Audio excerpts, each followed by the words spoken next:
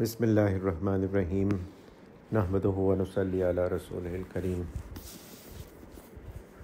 اما بعد۔ اللہ تعالیٰ کا فضل احسان کرم کہ ایک اور موقع ملا ہم لوگوں کو کہ تکرار کریں، ایک دوسرے کو یاد دہانی کرائیں کہ جو اصلی مقصد زندگی ہے کہ اللہ کو راضی کریں، اور وہ کس طرح سب کو پتہ ہے کہ بھئی جو کام بتائے گئے ہیں وہ کرنا ہے، اور جس سے منع کیا گیا ہے اس سے رکنا ہے، اور جو کمی کوتاہی ہو جائے اس پہ استغفار توبہ کرتے رہنا ہے۔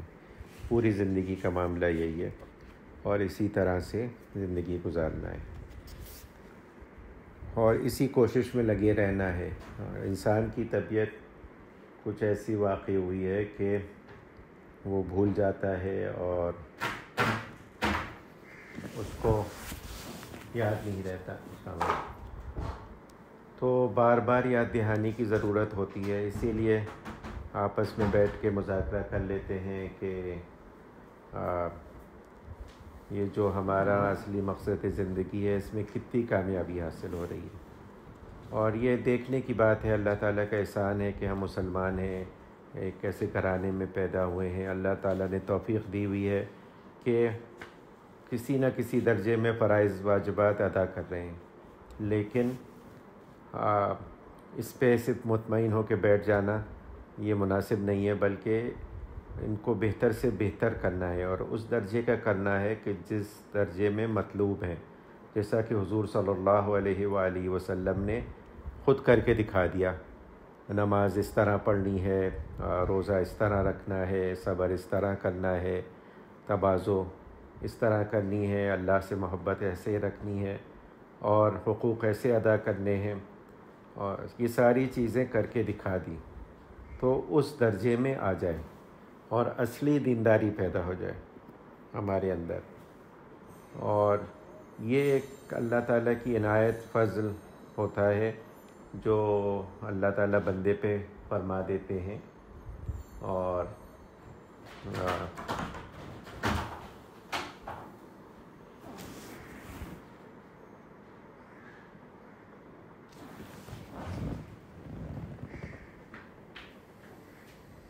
وعلیکم السلام، کیا ہے؟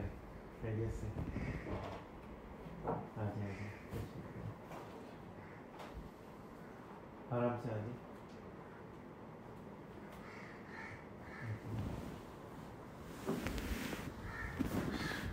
تو یہ اللہ تعالیٰ کا فضل ہوتا ہے کہ آدمی کو اس طرف متوجہ کر دے کہ اپنی مصروف مشغول زندگی میں جہاں پر اتنے سارے ڈسٹریکشنز موجود ہیں خصوصاً آج کل، اور اس میں آدمی کو یہ فکر پیدا ہو جائے کہ میں اللہ کو راضی کر لوں اور صحیح معنوں میں کر لوں، اور یہ ایک حال ہو جاتا ہے آدمی کا، اور اس کو اللہ تعالیٰ ہم سب کو عنایت کر دے کہ پھر اس کو یہی فکر رہتی ہے ہر معاملے میں کہ بھئی اس کو کیسے کروں، میں بہتر سے بہتر طریقے سے کیسے انجام دوں، اور جیسا کہ مطلوب ہے، جیسا کہ سنت کے مطابق ہونا چاہیے۔ اور یہی فکر پیدا کرنے کے لیے، یہی حال پیدا کرنے کے لیے آپس میں بیٹھتے ہیں کہ یہ ہمیں حاصل ہو جائے، اور جو ایک غفلت ہے، ایک بے فکری ہے، یہ دور ہو جائے۔ اللہ کا شکر ہے، اللہ تعالیٰ نے بہتوں سے بہتر بنایا، لیکن پھر بھی گنجائش موجود ہے کہ بھئی اپنے کو بہتر کریں، اور یہ کبھی نہ ختم ہونے والا سلسلہ ہے، کیونکہ حضور صلی اللہ علیہ وآلہ وسلم نے فرمایا پہلے ایمان پھر اسلام۔ حضرت جبرائیل نے آ کے پوچھا اسلام کیا ہے، تو حضور نے سارے ارکان گنائے، پھر ایمان کا پوچھا، ایمان کا بتایا کہ اللہ پہ ایمان لانا، فرشتوں پہ، رسولوں پہ، کتابوں پہ، اور پھر آخر میں فرمایا احسان کیا ہے، ایکسلنس کیا ہے، سب سے بہترین طریقہ کیا ہے۔ تو حضور صلی اللہ علیہ وآلہ وسلم نے یہ فرمایا کہ اللہ کی عبادت ایسے کرو جیسے کہ اللہ کو دیکھ رہے ہو، اور اگر یہ مرتبہ حاصل نہیں کر سکتے یا یہ تصور نہیں پیدا کر سکتے تو کم از کم اتنا تو ہو کہ یہ خیال رہے کہ اللہ مجھے دیکھ رہا ہے۔ اور یہ کہنے سننے سے زیادہ کی چیز ہے، یہ ایک ایکسپیرینس ہے آدمی جو کرتا ہے کہ بھئی یہ حال پیدا ہو جائے، اور جب یہ ہوتا ہے تو پھر اسے فکر ہوتی ہے، صحیح ہے کھول رہا ہوں، پھر اسے فکر ہوتی ہے اور اس کا طرز عمل بدل جاتا ہے۔ اب ہم سب پریکٹیکل لائف میں دیکھتے ہیں کہ ہم ایک کام کر رہے ہیں، دفتر میں بیٹھے، گھر میں بیٹھے، تو لیکن ہمارا کوئی بڑا آ جائے، سپروائزر آ جائے، تو پھر ہم کس طرح سے ہماری حرکات، سکنات اور ہماری ایکٹیویٹی کیسے چینج ہو جاتی ہے، کتنے اویئر ہو جاتے ہیں ہم کہ بھائی ہمیں کوئی آبزرو کر رہا ہے۔ تو جب یہ فکر پیدا ہو جاتی ہے کہ میں اللہ کے سامنے ہوں، اللہ مجھے دیکھ رہا ہے یا میں اللہ کو دیکھ رہا ہوں، تو پھر اس کو خیال رہتا ہے کہ کوئی ایسی بات نہ ہو جائے مجھ سے کہ وہ مناسب نہ ہو۔ اور ہے بزرگوں کے واقعات میں کہ بھئی بعض بزرگ تھے وہ پاؤں نہیں پھیلا سکتے تھے۔ ہمارے اپنے بزرگوں میں حضرت مسیح الامت مولانا شاہ وسیع اللہ جلال آبادی رحمۃ اللہ علیہ، حضرت تھانوی کے خلفاء میں سے تھے، تو ان کا حال یہی تھا کہ گھنٹوں گھنٹوں دو زانو بیٹھتے تھے، جیسے نماز میں بیٹھا جاتا ہے نا، ویسے پاؤں پھیلا کے نہیں بیٹھ پاتے تھے۔ تو اور اسی طرح سے سوتے میں بھی کسی نے نہیں دیکھا ان کو کہ پاؤں پھیلا دیتے ہوں۔ تو ایک حال تھا ان پہ، ایک حال طاری تھا کہ اللہ کے سامنے ہوں میں۔ تو یہ فکر پیدا ہو جانا اور کہنا سننا اور پڑھ لینا یہ الگ چیز ہے، لیکن اس کو حاصل کر لینا یہ چیز اصل چیز ہے۔ اور یہ کیسے حاصل ہو؟ یہ حاصل ایسے ہی ہوتی ہے کہ بس ایک فکر لگ جائے آدمی کو اور کوشش کرتا رہے۔ ہمارے بزرگ یہی فرماتے ہیں کہ بھئی کوشش کرتا رہے گا، پھر کبھی پہلے تھوڑی ہوگی، کبھی آ گیا خیال، کبھی نہیں آیا، رفتہ رفتہ یہ بڑھتا جاتا ہے، بڑھتا جاتا ہے، بڑھتا جاتا ہے، اور ایونچولی پھر رہتا ہے، زیادہ تر وقت رہتا ہے۔ یہ تو ممکن نہیں کہ پورے وقت رہے، لیکن زیادہ تر وقت رہتا ہے۔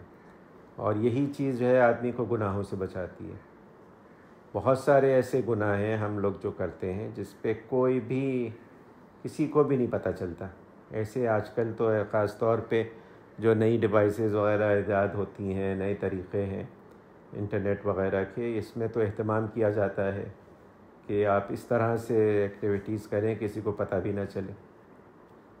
تو لیکن اس آدمی کو خیال ہوتا ہے بھئی کسی کو پتہ چلے نہ پتہ چلے، اللہ کو تو پتہ ہے۔ ہمارے حضرت نے پتہ نہیں کتنی دفعہ یہ واقعہ سنایا کہ حضرت عبداللہ بن عمر رضی اللہ تعالیٰ عنہ تشریف لے جا رہے تھے سفر میں، تو انہیں ایک چرواہا ملا، تو انہوں نے کہا اچھا دیکھتے ہیں اس چرواہے کو، ذرا اس کا امتحان لیتے ہیں، اور اس سے کہا کہ بھئی تم ہمیں ایک بکری بیچ دو، یہ دے دو بکری، ایک بکری ہمیں ہمارے ہاتھ فروخت کر دو۔ اس نے کہا یہ بکریاں میری نہیں ہیں، کسی اور کی ہیں، میں چرواہا کرائے پہ چراتا ہوں۔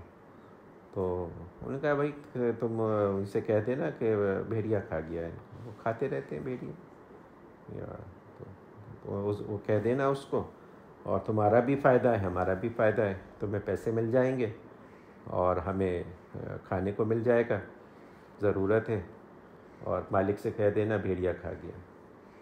تو اس چرواہے نے، جو کہ بالکل ان پڑھ جاہل آدمی تھا، اس نے کہا کہ بھائی یہ سب تو ہو گیا، لیکن اللہ کہاں گیا بیچ میں سے؟ اللہ بھی تو ہے، وہ بھی تو دیکھ رہا ہے۔ تو اس کو تو پتہ ہے میں جھوٹ وہاں بول دوں اور آپ کو بیچ دوں، لیکن ایونچولی تو مجھے اللہ کے سامنے جواب دینا ہے۔ اور یہی فکر پیدا ہو جانا کہ اللہ کو جواب دینا ہے، اللہ کے سامنے جانا ہے، یہی فکر اصل فکر ہے۔ یہی فکر روکتی ہے گناہوں سے آدمی کو، یہی اچھی چیزوں پہ آدمی کو آمادہ کرتی ہے، اور اسی طرح سے ایک حیات طیبہ جسے کہنا چاہیے وہ حاصل ہوتی ہے کہ یہ فکر ہو جائے کہ بھئی کچھ بھی میں کروں جواب تو اللہ کو دینا ہے، یہاں چھپا لوں، یہاں کھا لوں، یہاں پہ جمع کر لوں، یہاں پہ کچھ کر لوں، لیکن جانا تو بالآخر وہیں ہے، کوئی بھی نہیں بچے گا، کوئی بچا ہے ہی نہیں۔ اگر ہوتا کہ کوئی ہمیشہ ہمیشہ زندہ رہے گا تو انبیاء سے بڑھ کر کون ہو سکتے تھے؟ حضور صلی اللہ علیہ وآلہ وسلم جب نہیں رہے اور صرف 63 سال کی عمر میں 63 ایئرس کی سال کی عمر میں آپ کا انتقال ہو گیا، آپ دنیا سے تشریف لے گئے، تو باقی کون بچے گا؟ اور بڑے بڑے حضور کے آل میں سے، صحابہ میں سے اور اولیاء میں سے سارے لوگ جو ہیں وہ بالآخر عام انسان سبھی لوگ زیادہ سے زیادہ کیا 120 سال، یعنی جو آپ کا grains book of the world record میں آ جائے گا کہ 122 سال تک زندہ رہے، لیکن مرنا تو ہے ہی ہے۔ اس کے بعد کیا ہوگا؟ کیونکہ پہلی چیز مسلمان جو ایمان لاتا ہے وہ اسی بات پہ لاتا ہے کہ بھئی اللہ، رسول اور فرشتوں، کتابوں، ملائکہ اور مرنے کے بعد جی اٹھنے پر، یعنی بیسک چیز میں اگر یہ بات نہیں مانتا آدمی، کہتا ہے کہ بس یہی زندگی ہے، یہ زندگی میں بھرپور طور سے گزار دوں، جتنا مال جمع کر سکتا ہوں جمع کر لوں، جتنی عیاشی کر سکتا ہوں کر لوں، اور پھر کیا معلوم کیا ہوتا ہے، تو نعوذ باللہ ایمان ہی نہیں ہے۔ یعنی بیسک ایمان ایمان جو ہے حضور صلی اللہ علیہ وآلہ وسلم نے جو کمپوننٹس بتائے ہیں ایمان کے، اس میں سے ایک بھی کم ہو جائے تو ایمان ہی جاتا رہتا ہے، یعنی اس کو ایمان نہیں ہے مرنے کے بعد جی اٹھنے پر۔ اور یہی سب سے بڑی چیز ہے کہ مرنے کے بعد جی اٹھنے پر، اور اصل زندگی تو وہیں شروع ہوگی۔ تو اس زندگی کا اہتمام، اس زندگی کے لیے اپنے کو بہتر سے بہتر بنانا، اور یہ زندگی بھر کی محنت ہے۔ ہم لوگ کوشش کرتے ہیں ایک ڈگری حاصل کرنے کی، ایک پوزیشن حاصل کرنے کی، کوئی چیز دنیا میں حاصل کرنے کی سالوں سال لگا دیتے ہیں، رات دن کی فکر نہیں ہوتی، اور ہر طرح کے وسائل جو ہیں وہ خرچ کرتے ہیں، پیسہ لگاتے ہیں، ٹیوشن پڑھتے ہیں، کیا کیا محنت کرتے ہیں، ہر چیز کرتے ہیں، کیونکہ دل میں ایک وہ ہے، ایک خواہش ہے، ایک ایکسپیکٹیشن ہے کہ یہ چیز حاصل ہو گئی تو بہت بڑی ہماری وہ ہو جائے گی، لیکن آخرت کے بارے میں کہیں نہیں ہے بالکل بھی کہ بھئی آخرت کی کامیابی ہے، آخرت میں ہمیں نجات حاصل ہو جائے۔ جو حضور صلی اللہ علیہ وآلہ وسلم نے جو آخرت کی نعمتیں بیان کی ہیں، جو اللہ نے قرآن میں بیان کیا ہے، ان لوگوں میں سے، صاحب یمین میں سے ہو جائیں، درجات والوں میں سے ہو جائیں، اس کی کبھی بھی نہیں آتا دماغ میں، خیال بھی نہیں آتا۔ اس کے لیے کوئی ایسا نہیں ہوتا کہ ڈاکٹر، انجینئر، MBA بننے کے لیے تو رات دن لگا دیا، صبح شام نہیں دیکھا، ماں باپ نے بھی کہا کہ بھئی بچہ پڑھ رہا ہے، کہیں نہیں جائے گا، یہ اس کے لیے اتنا اہتمام کرو، اسپیشل کھانا کھلاؤ، خاص طریقے سے اس کو پڑھاؤ، اچھے سے اچھی یونیورسٹی لے جاؤ، لیکن دین کے معاملے میں بس اللہ توکل، چھوڑ دیا بالکل۔ تو یہ پرائیورٹیز بتاتا ہے آدمی کی کہ بھئی نہیں ہے پرائیورٹی، دین پرائیورٹی نہیں ہے۔ لیکن اللہ کا شکر ہے، اس کے باوجود بھی اللہ تعالیٰ نے ہم کو متوجہ کیا اپنی طرف، اور کسی نہ کسی درجے میں توفیق عنایت فرما دی۔ تو اس نعمت پہ شکر کرتے ہوئے، کیونکہ اللہ تعالیٰ نے خود فرمایا کہ بھئی تم نعمتوں پہ شکر کرو گے تو میں ان نعمتوں کو بڑھا دوں گا۔ تو ہمارے حضرات یہی فرماتے ہیں کہ بھئی جیسے آج کل انشورنس کراتے ہیں کسی چیز کا، تو نعمتوں کا انشورنس شکر ہے، تو اس پہ جتنا زیادہ شکر ادا کیا جائے گا وہ نعمتیں بڑھتی جائیں گی، قائم رہیں گی۔ تو ایمان حاصل پر اعمال کی جو توفیق ملی ہوئی ہے، جو کوشش ہو رہی ہے، اس کی قدر کرنا اور سمجھنا کہ بھئی یہ بھی کچھ کم نہیں ہے، لیکن مطمئن ہو کے نہیں بیٹھ جانا کہ بس یہی ہے، بہتر سے بہتر کی کوشش کرتے رہنا۔ دنیا میں بھی سب یہی کر رہے ہیں کہ بھئی آج یہ ہے میرا تو اگلے سال کیا ہوگا، بلکہ انٹرویوز میں پوچھا جاتا ہے بھئی اگلے 5 سال میں آپ اپنے آپ کو کہاں دیکھتے ہیں؟ دین کے معاملے میں کبھی بھی نہیں سوچا، جہاں تھے وہیں پر ہیں۔ تو دین میں بھی بہتری کرنا، دین میں بھی آگے بڑھنا، اپنے اعمال، اخلاق کو بہتر سے بہتر بتانا، تو اسی کے لیے ہم لوگ بیٹھتے ہیں مل کر اور اپنے آپ کو متوجہ کرتے ہیں، اور اس کے لیے کتاب پڑھتے ہیں حضرت کی اصلاحی مجالس۔ تو اس میں پہلے بد نظری کا بیان چل رہا تھا، اس کے بعد ہے غیبت، اور حضرت نے اس کے بارے میں فرمایا کہ یہ بیماری اتنی سنگین ہے کہ قرآن کریم نے اس کے لیے ایسے الفاظ استعمال کیے ہیں کہ کسی اور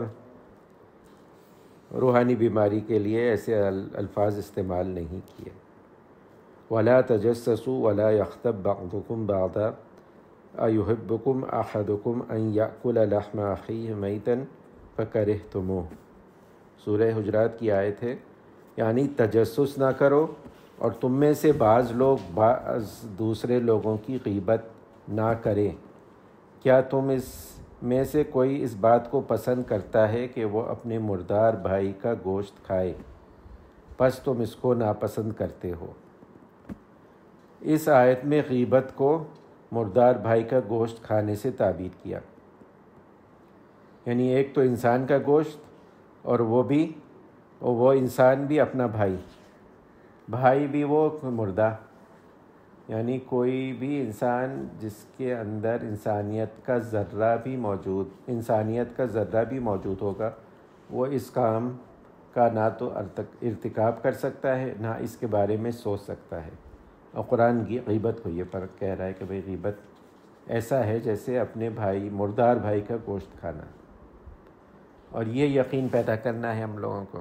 غیبت جو ہے صبح شام ہو رہی ہے آج کل، اور ہر لیول پر ہو رہی ہے، نیشنل انٹرنیشنل، اور اپنے گھر کے لیول پر، اپنی مجالس کے لیول پر، ہر جگہ پر جو ہے وہ غیبت ہے۔ اور غیبت کی آگے ڈیفینیشن بھی آتی ہے۔ حضرت فرماتے ہیں یہ غیبت کرنا ایسا ہی گناہ ہے جیسے شراب پینا گناہ ہے، جیسے خنزیر کھانا گناہ ہے، جیسے چوری کرنا اور ڈاکہ ڈالنا گناہ ہے، بلکہ غیبت کرنا ان گناہوں سے زیادہ سنگین ہے، کیونکہ شراب پینے، خنزیر کھانے کا تعلق خالصتاً حقوق اللہ سے ہے۔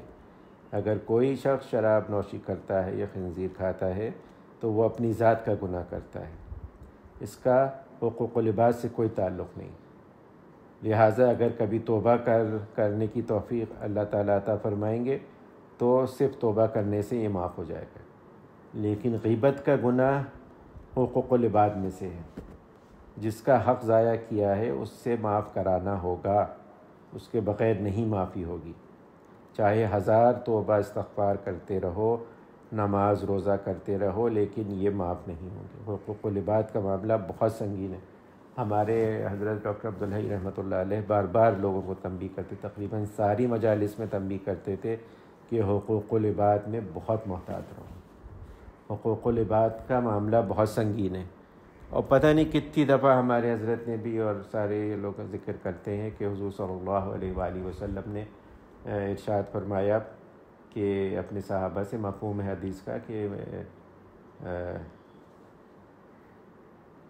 مسکین کون ہے؟ تو انہوں نے کہا کہ ہمیں تو نہیں، ہمیں تو وہ معلوم ہے، مسکین محتاج وہ ہے جس کے پاس پیسے نہ ہو۔ تو حضور صلی اللہ علیہ وآلہ وسلم نے فرمایا نہیں، میری امت کا محتاج مسکین وہ ہے کہ قیامت کے دن بہت ساری نیکیاں لے کر آئے، روزے، نماز، صدقات اور کیا کیا اذکار سب لے کر آئے، لیکن اس نے لوگوں کے حقوق ضائع کیے ہوں، اور یہ حقوق العباد نہیں، ایسے معاف نہیں ہوں گے۔ تو اللہ تعالیٰ یہ قیامت کے دن کریں گے جس دن نہ پیسے ہوں گے، نہ درہم، نہ دینار، اس کی نیکیاں لے کے ان لوگوں میں تقسیم کر دیں گے، اور جب نیکیاں ختم ہو جائیں گی اور پھر بھی حقوق باقی رہیں گے تو دوسروں کے گناہ اس کے کھاتے میں آ جائیں گے۔ تو فرمایا میری امت کا مسکین وہ ہے۔ تو حقوق العباد بڑے سنگین ہیں، اور اس کے معاملے میں بہت محتاط ہونے کی ضرورت ہے، اور اسی کے لیے غیبت جو ہے نا، اس سے بچنے کی کوشش پوری کرنا۔ جیسے غیبت کرنا گناہ ہے، اسی طرح غیبت سننا گناہ ہے۔ تو یہ ہوتا ہے کہ بھئی اور لوگ غیبت کر رہے ہیں، ہم تو نہیں کر رہے، لیکن سننا بھی تو گناہ ہے۔ اب ہے ایک مجاہدہ ہے، اور یہی چیز ہے جس سے بچنے کی کوشش کرنا ہے، اپنے آپ کو بچانا ہے۔ غیبت کسے کہتے ہیں؟ غیبت یہ ہے کہ کسی مسلمان کا تذکرہ اس کی پیٹھ پیچھے اور اس کی غیر موجودگی میں اس انداز سے کیا جائے کہ اگر اس کو پتہ چلے کہ میرا تذکرہ اس انداز سے کیا گیا ہے تو اس کو ناگوار گزرے۔ السلام علیکم۔ تو یہ غیبت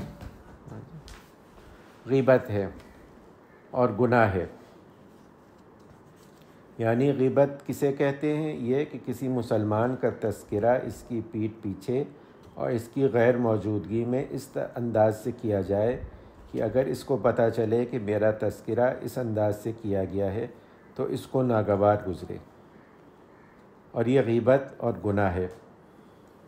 یعنی کسی مسلمان کے بارے میں کوئی ایسی چیز کہہ دینا کہ اس کے منہ کے سامنے اگر کہتے اسے پتہ چلتا یا پتہ چلے تو اس کو ناگوار گزرے، اور یہ ہے مناسب چیز ہے۔ کسی چیز کی آپ نے اس کی وہ کر دی کہ مذاق اڑا دیا اس کی کسی چیز کی تحقیر کر دی کہ یہ تو یہ کیا کیا اس نے، یہ کیسا ہے، اور اس کو پتہ چلے گا کہ اوروں کے سامنے میرا ایسے تذکرہ کیا گیا تو اسے ناگوار گزرے گا، غیبت ہو گئی۔ اور کتنا سنگین گناہ، جیسے پہلے کہا گیا، مردار بھائی کا گوشت کھانا۔ اب ہم اپنا جائزہ لے کر دیکھیں کہ ہم صبح سے لے کر شام تک آپس میں جو گفتگو کرتے ہیں اس میں غیبت ہوتی ہے یا نہیں۔ تو یہ جو ہے نا، یہ بعض لوگ یہ کہتے ہیں کہ میں اس کے بارے میں یہ جو بات کہہ رہا ہوں اس کے منہ پر کہہ دوں، اور اس کا مقصد یہ ہوتا ہے غیبت تو اس وقت ہوگی جب منہ پر نہ کہہ سکیں۔ تو یہ بھی بہت سمجھنے کی بات ہے کہ اس حضرت نے کہا کہ بھائی غیبت کے لیے ضروری نہیں کہ وہ جھوٹ ہو، وہ تو بہتان ہو جائے گا، جھوٹ بات کہنے۔ صحیح بات بھی جو ہے وہ بھی کہنا، صحیح بات ہے کوئی، وہ بھی کہنا ہے اس کے پیٹھ پیچھے، وہ بھی اس کو ناگوار لگے گی، وہ بھی غیبت ہے۔ تو اس سے بچنے کی ضرورت ہے۔ غیبت اور بہتان میں یہی فرق ہے کہ بہتان تو جھوٹی چیز ہوتی ہے، بہتان میں جھوٹا الزام لگایا جاتا ہے، اور غیبت عموماً صحیح بات ہوتی ہے لیکن انداز جو ہوتا ہے وہ تحقیر کا ہوتا ہے۔ تو اس لیے نا اس سے بچنے کی ضرورت ہے۔ آج کل ہے بلا تحقیق ایسی باتیں کرنا اور ایسے لوگوں کے بارے میں کرنا جن سے ہمارا کوئی تعلق ہی نہیں ہے، اور ان سے معافی مانگنے کا بھی کوئی وہ نہیں ہے، امکان ہے۔ حکمرانوں کی، یہ جو ہمارے آج کل کے جو ہوتے ہیں لوگ ان شعبوں میں، ان کی غیبت کرنا کہ اس نے اتنے پیسے کھا لیے، اس نے یہ کر دیا، اس نے وہ کر دیا، اور کچھ تحقیق نہیں، جھوٹ ہے، سچ ہے، کیا ہے، اور یہ ساری باتیں کر دیں۔ تو ان سے بھی بچنے کی ضرورت ہے، اور یہ ہے حقوق العباد میں سے بڑا گناہ ہے، اور اس کو ضائع کرنا جو ہے نا یہ، اور گناہ چھوٹا ہو چاہے بڑا ہو وہ آدمی پہ اثر ضرور کرتا ہے۔ اور جو اللہ کو راضی کرنے کی فکر میں لگے ہوئے ہیں، جو اپنا سلوک طے کر رہے ہیں، سالک ہیں، جن کو ایک فکر ہے کہ اللہ سے میرا تعلق ہو جائے، قوی تعلق ہو جائے، ان کے لیے نا تو یہ چھوٹے بڑے کا کوئی فرق نہیں رہتا، یہ سارے گناہ ہیں، اور ساروں سے اللہ تعالیٰ ناراض، اللہ کی ناراضگی پیدا ہوتی ہے۔ جو اللہ کی ناراضگی کے ساتھ اللہ کا تعلق کیسے رہ سکتا ہے؟ تو فوراً ختم ہو جاتا ہے وہ، اور پھر آدمی کو ہوتا ہے کہ پھر اس سے گڑبڑ ہوتی ہے، جیسے یہ تعلق ختم ہوگا کچھ نہ کچھ گڑبڑ ہو جائے گی۔ ایک گناہ دوسرے گناہ کو کھینچتا ہے، اسی لیے کہتے ہیں ہمارے حضرات کہ گناہ ہو جائے تو آدمی فوراً توبہ کرے، رتی برابر بھی دیر کرے گا، بلکہ حضرت شیخ اکبر محی الدین ابن العربی رحمۃ اللہ علیہ فرماتے ہیں کہ جس جگہ گناہ کیا ہو اس جگہ توبہ کرو، وہاں سے ہٹو نہیں بغیر توبہ کیے ہوئے، کیونکہ گناہ کی خاصیت یہ ہے کہ ایک گناہ دوسرے گناہ کو کھینچے گا، اور دوسرا گناہ تیسرے گناہ، اسی طرح ایک نیکی دوسری نیکی کو کھینچتی ہے۔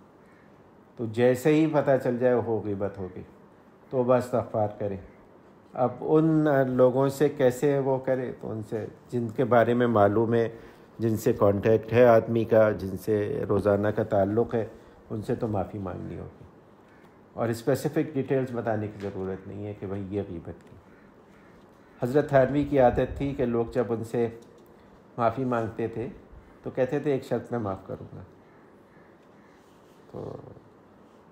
تو لوگ تھوڑا سا گھبرا جاتے تھے، کہتے تھے حضرت کیا وقت کس شرط پہ، کہ بتانا پڑے گا کہ کیا غیبت کی تھی، اور کہتے تھے میری نیت یہ ہوتی ہے کہ اگر کوئی ایسی بات ہے جو اس نے صحیح کہی ہے تو میں صحیح کر لوں گا اپنی بات کو، میری اصلاح ہو جائے گی۔ یہ بڑے لوگوں کی بات ہے، ہر ایک میں یہ ظرف نہیں ہوتا، ناراض ہو جاتے ہیں۔ اگر آپ ان کو بتا دیں گے نا یہ ڈیٹیلز تو پھر وہ دشمنی ہو جائے گی. لیکن حضرت کا ضرب تھا, حضرت کہتے تھے کہ نہیں بھائی بتا دو مجھے تاکہ میں اپنی اصلاح کر سکوں. میں جو بات تمہیں نامناسب لگی میری, جس بات پہ تم نے میری ایسی بات کی تو وہ بتا دو مجھے تاکہ میں اس کا ازالہ کر سکوں. تو یہ حضرت کی ایک وہ تھی. بعض جگہوں پہ غیبت کرنا جائز ہے. حضرت فرماتے ہیں البتہ جس موقع پر کسی مسلمان کو نقصان سے بچانا منظور ہو اس وقت غیبت جائز ہو جاتی ہے. مثلا ایک شخص آپ کے پاس آیا, اس نے کہا فلاں شخص نے میری بیٹی کے لیے رشتہ بھیجا ہے, یا کوئی کاروبار آپ کے ساتھ کرنا چاہتا ہے, یا کوئی ایسی ڈیلنگ کرنا چاہتا ہے کہ اگر آپ صحیح بات نہیں بتائیں گے اس کو تو اس کا بہت نقصان ہو جائے گا. تو اس وقت بالکل صحیح بتانا ہے, کوئی بھی آپ کو وہ نہیں کرنا, اس میں لگی لپٹی نہیں رکھنا. اور آج کل گڑبڑ ہو جاتی ہے اس میں بہت.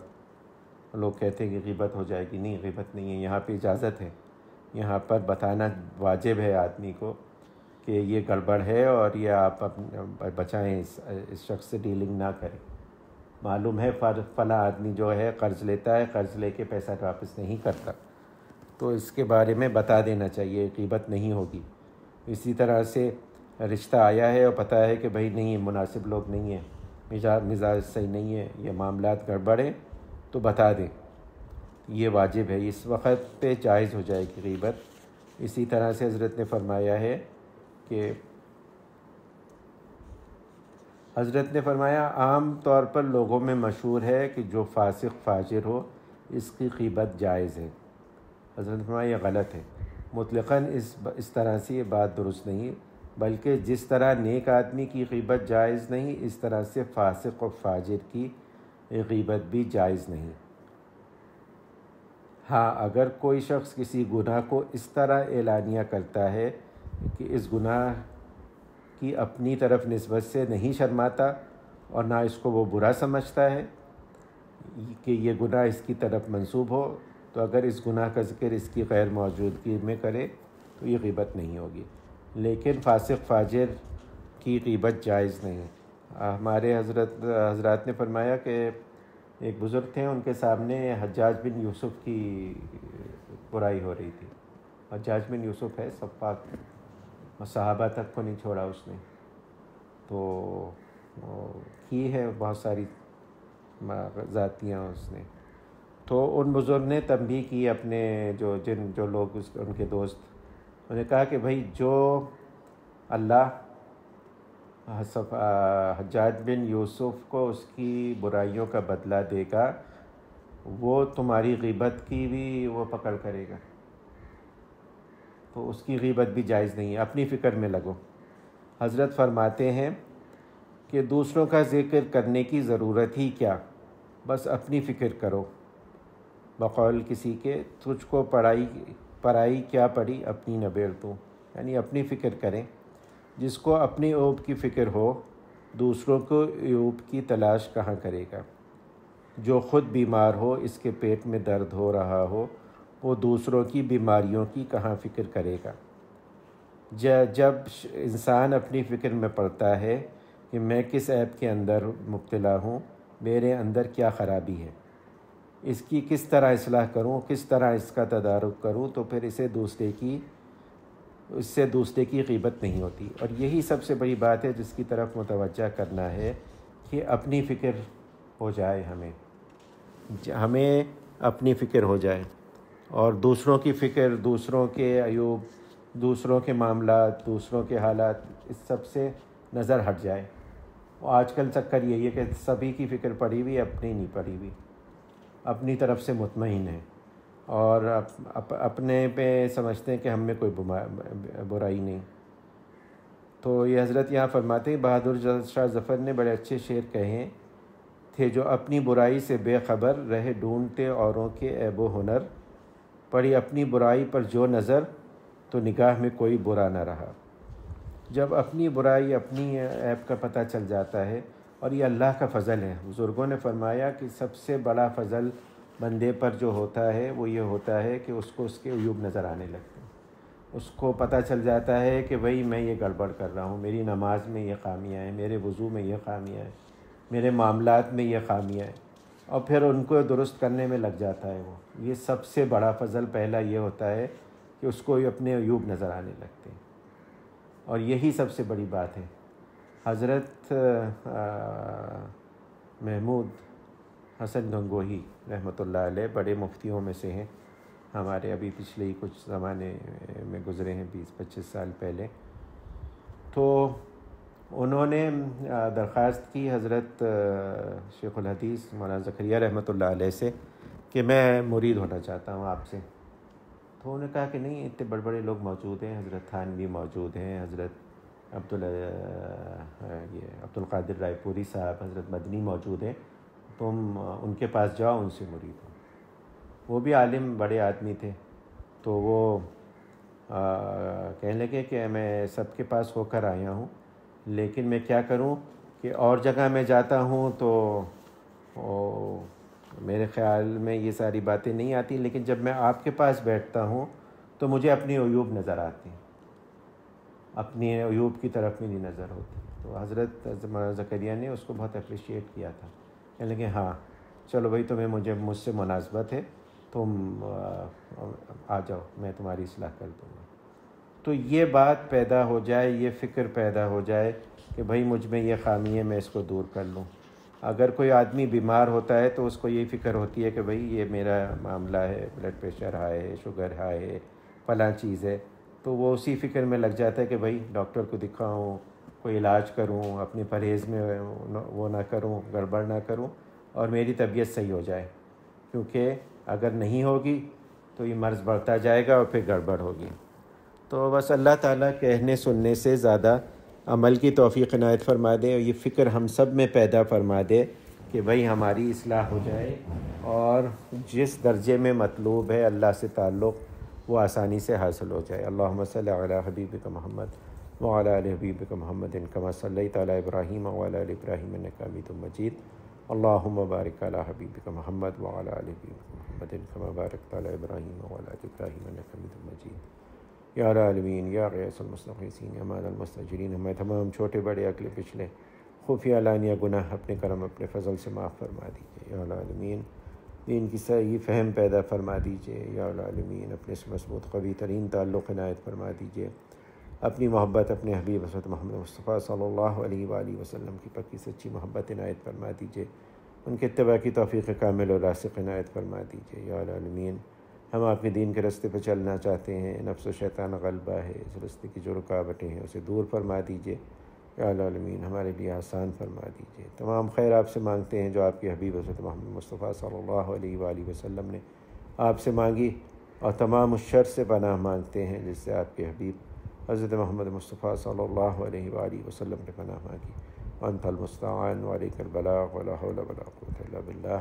یا العالمین، ہمارے گھر والوں، بیوی بچوں، عزیز و قارب، رشتہ دار، پڑوسیوں، والدین، تمام مسلمانوں کی حفاظت فرمائیے، ہر طرح کے سانحات سے، ہر طرح کے حادثات سے، ہر طرح کی پریشانیوں سے، یہ